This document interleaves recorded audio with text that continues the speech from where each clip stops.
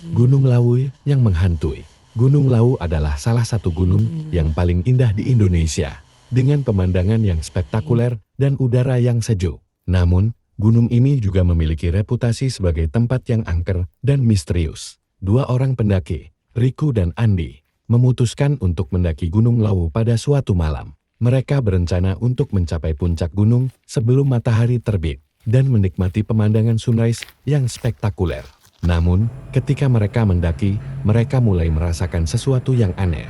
Udara menjadi semakin dingin, dan mereka mulai mendengar suara-suara yang tidak biasa. Mereka mencoba untuk mengabaikan suara-suara itu, tetapi suara-suara itu semakin keras dan semakin dekat. Tiba-tiba, Riko melihat sesuatu yang bergerak di kejauhan. Ia mencoba untuk memberitahu Andi, tetapi Andi tidak melihat apa-apa.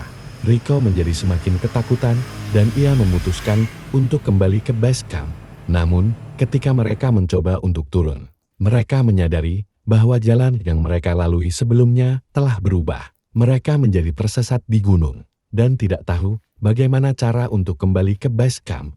Bintang kejadian mengerikan Bintan. Ketika malam mulai jatuh, Riko dan Andi mendengar suara-suara yang semakin keras dan semakin dekat. Mereka mencoba untuk bersembunyi, tetapi suara-suara itu semakin dekat dan semakin keras. Tiba-tiba, Riko melihat Andi yang berdiri di depannya, tetapi wajahnya telah berubah menjadi sesuatu yang mengerikan. Riko menjadi ketakutan dan ia mencoba untuk berlari. Namun, ia tersandung dan jatuh ke tanah.